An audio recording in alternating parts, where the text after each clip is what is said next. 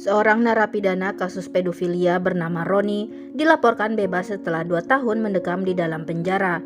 Hal itu memicu reaksi negatif dari lingkungan tempat tinggal mantan narapidana tersebut. Kemudian di sudut yang berbeda, tepatnya di sebuah taman bermain, tampak sekelompok ibu-ibu yang sedang duduk santai berbincang tentang kehidupan rumah tangga sambil mengawasi anak-anak mereka yang tengah bermain.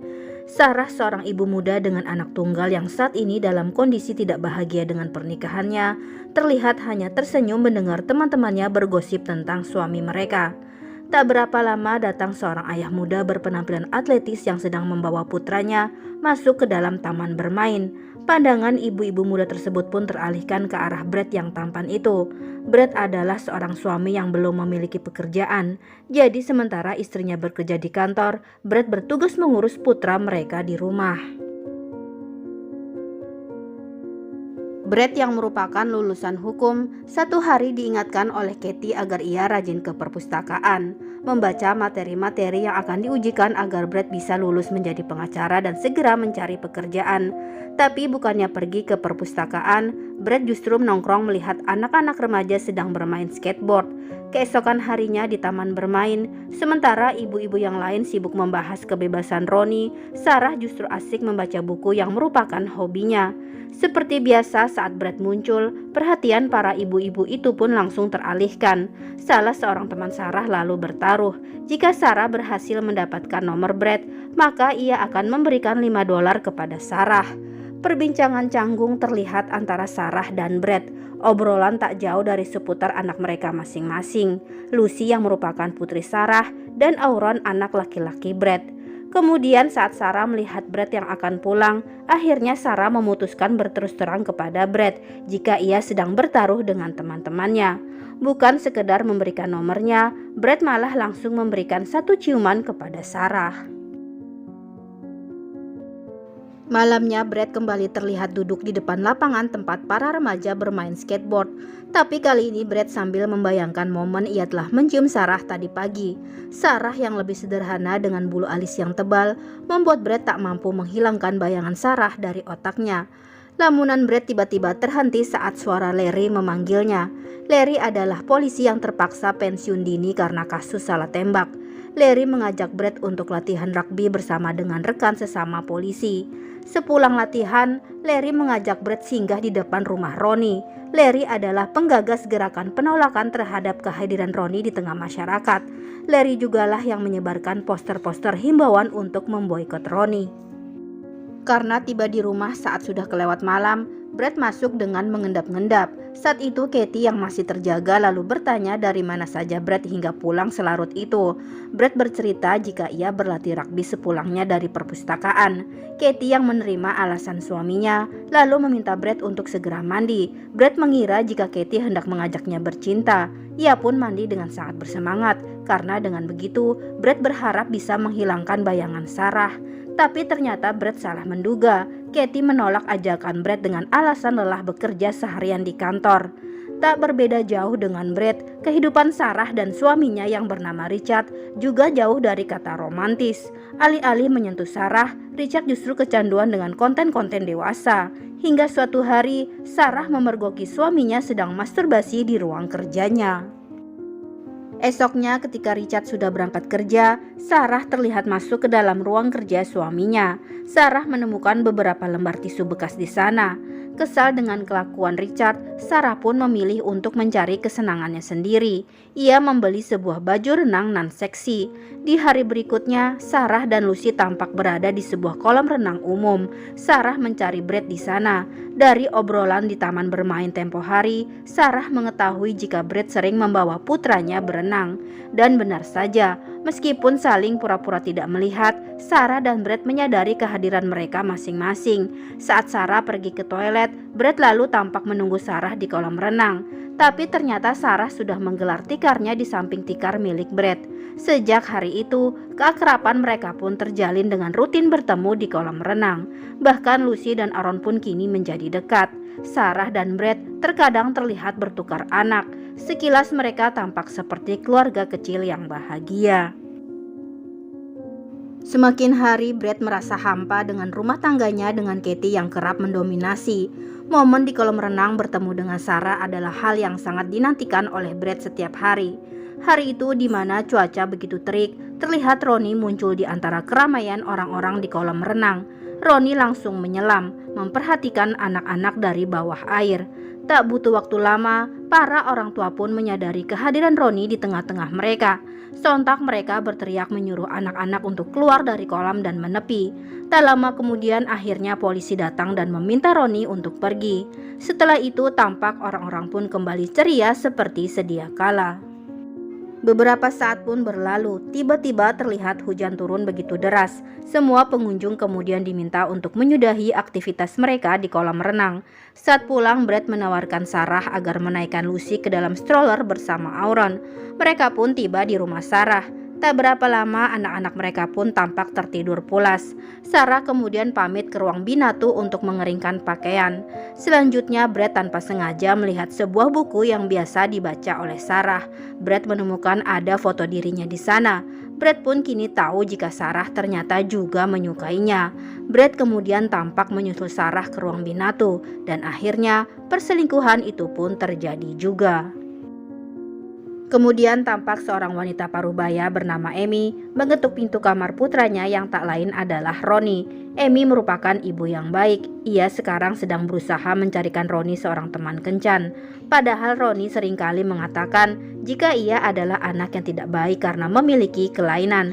Tapi Amy selalu menyemangati jika Ronnie berhasil memiliki pacar seusianya, kelainan putranya itu bisa hilang dengan sendirinya. Ronnie begitu menyayangi ibunya, sehingga ia bersedia menuruti keinginan ibunya tersebut. Di suatu malam terlihat tim rugby Brad yang bernama Guardian bertemu dengan musuh bebuyutan mereka tim junior. Seusai pertandingan, Guardian kemudian berpesta merayakan kemenangan mereka. Malam itu Brad adalah bintangnya karena dia telah menjadi penentu kemenangan. Larry tampak tidak senang melihatnya. Selanjutnya di tengah perjalanan pulang, Brad menceritakan perihal Ronnie yang muncul di kolam renang. Larry sangat berang mendengarnya. Kemudian ia mengajak Brad mendatangi rumah Ronnie. Amy berusaha membela putranya. Lalu saat Larry berteriak menghina Ronnie, Amy langsung menimpali tentang kejadian salah tembak yang dilakukan oleh Larry. Seketika Larry pun terdiam dan memilih pergi. Suatu hari Sarah tampak sedang berkumpul dengan kelompok bacanya. Kali ini mereka membahas buku yang bertema tentang perselingkuhan. Teman-teman Sarah sepakat bahwa perselingkuhan tidak dibenarkan dalam keadaan apapun. Sejak hari itu, Sarah yang hubungannya semakin intim dengan Brad mulai berpikir soal kelanjutan hubungan mereka. Apakah Brad benar-benar mencintainya atau ia hanya dijadikan pelampiasan semata? Sarah yang hanya bisa bertemu Brad ketika weekday, kini ia pun mulai memata-matai Brad saat akhir pekan. Ketika itu Sarah melihat Brad yang terlihat akan pergi berlibur bersama Katie dan putranya. Sarah tampak begitu cemburu hingga membuatnya tiba-tiba menangis tak jelas. Esoknya ketika bertemu Brad di kolam renang, Sarah terlihat tidak banyak bicara. Namun saat Brad bercerita soal liburannya dengan Katie yang berjalan kurang menyenangkan karena pertengkaran sepanjang perjalanan, Sarah malah begitu happy mendengarnya dan itu membuat Sarah kembali mesra terhadap Brad. Suatu hari terlihat Brad yang sedang bersiap untuk mengikuti ujian agar ia lulus menjadi pengacara. Katie tampak mengantar Brad hingga ke stasiun. Setelah melihat istrinya pergi, Brad lantas keluar dan langsung masuk ke dalam mobil Sarah yang ternyata sudah menunggu. Hari itu Brad dan Sarah berencana akan berlibur berdua saja tanpa anak-anak. Sementara itu di kediaman Ronnie, terlihat Amy yang sedang membantu putranya untuk merapihkan diri sebelum bertemu dengan seorang teman kencannya. Susie sebenarnya wanita yang baik dan dia tahu soal masa lalu Ronnie. Tapi Ronnie berterus terang jika ia tak akan pernah bisa sembuh dari kelainannya. Akhirnya kencan pertama itu pun gagal dan Amy yang melihatnya merasa begitu terpukul. Keesokan harinya, tampak Brad yang dijemput kembali oleh Katie. Saat Katie bertanya bagaimana tentang ujian Brad kemarin, Brad menjawabnya dengan nada yang datar-datar saja. Lalu saat malam, Katie menanyakan perihal Lucy yang sepanjang hari diceritakan oleh Aaron sebagai sahabat dekatnya.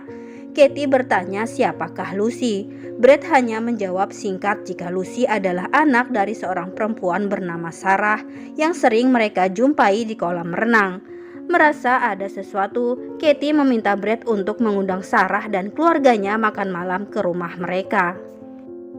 Selanjutnya ketika makan malam itu tiba, Katie bisa melihat langsung betapa ada keterikatan antara Sarah dan Brett. Mereka tampak begitu akrab dan seperti sudah saling mengenal dengan sangat dekat.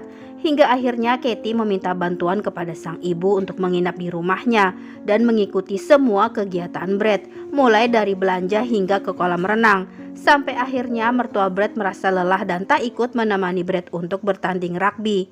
Tapi ternyata malam itu ada Sarah yang datang menyaksikan permainan hebat yang ditunjukkan oleh Brett. Sarah berteriak kegirangan karena Brett kembali menang. Sarah dan Brett kemudian tampak berciuman hingga panggilan Larry untuk mengajak berpesta ke bar tidak dihiraukan oleh Brett. Malam itu di lapangan, Sarah meminta kepastian kepada Brett. Ia tak ingin terus-terusan melakoni hubungan yang seperti itu. Akhirnya Brett memutuskan untuk mengajak Sarah kabur bersama esok malam. Kemudian tampak Larry yang merasa kesepian karena tak ada Brett bersamanya. Larry akhirnya pergi dan membuat keributan di depan rumah Ronnie, hingga membuat Amy merasa terganggu dan terpaksa keluar mengusir Larry. Namun Larry yang bukannya pergi malah semakin lantang meneriakkan pengusiran Ronnie dari lingkungan. Semua orang terlihat menyaksikan keributan antara Larry dan Amy, hingga tiba-tiba Amy terjatuh terkena serangan jantung. Amy kemudian tampak dibawa ke rumah sakit menggunakan ambulan, sementara Larry harus rela diamankan oleh pihak kepolisian. Ronnie terlihat duduk menunggu ibunya yang sedang dalam penanganan dokter. Lalu di sudut berbeda, Larry akhirnya dilepaskan oleh polisi dengan jaminan. Keesokan paginya, Ronnie harus menerima kenyataan bahwa ibunya telah meninggal dunia. Di rumah ia membuka koper berisi pakaian sang ibu saat dibawa ke rumah sakit. Ronnie menemukan sepucuk surat. Ia membaca sebuah pesan dari ibunya. Amy meminta Ronnie untuk menjadi anak yang baik. Ronnie tampak menangis. Bagaimana caranya ia bisa menjadi anak baik dengan kondisinya yang seperti sekarang? Kemudian menjelang malam terlihat Brett yang menghampiri Auron di kamarnya.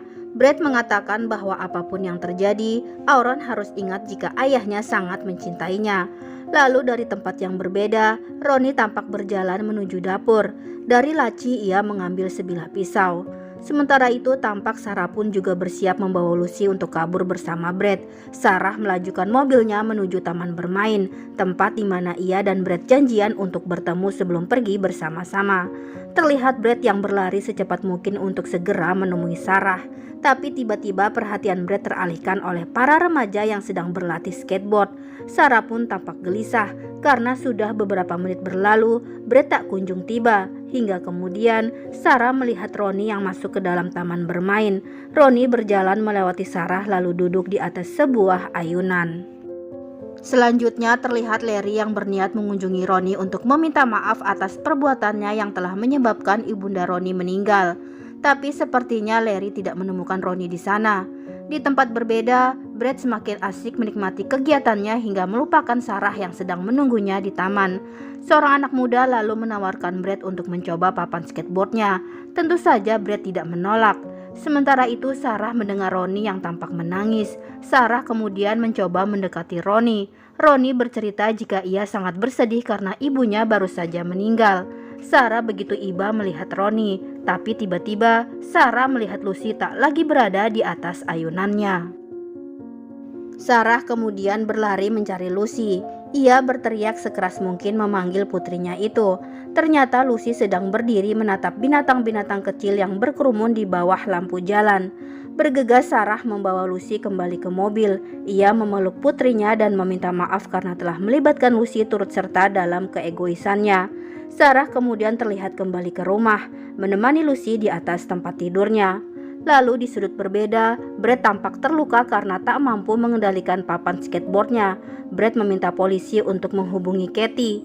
Kemudian terlihat Larry yang berhasil menemukan Ronnie. Larry mengungkapkan penyesalannya. Lalu pandangan Larry tiba-tiba mengarah pada tetesan darah yang tampak menggenang di bawah ayunan. Ternyata Ronnie telah mengebiri dirinya sendiri. Larry bergegas mengangkat Ronnie yang tak sadarkan diri karena telah kehilangan banyak darah. Ia membawa Ronnie secepat mungkin ke rumah sakit, di mana Brad ternyata sudah tiba di sana, dan Katie yang terlihat datang menyusul suaminya. Akhirnya malam itu, Brad dan Sarah kembali pada keluarga mereka masing-masing.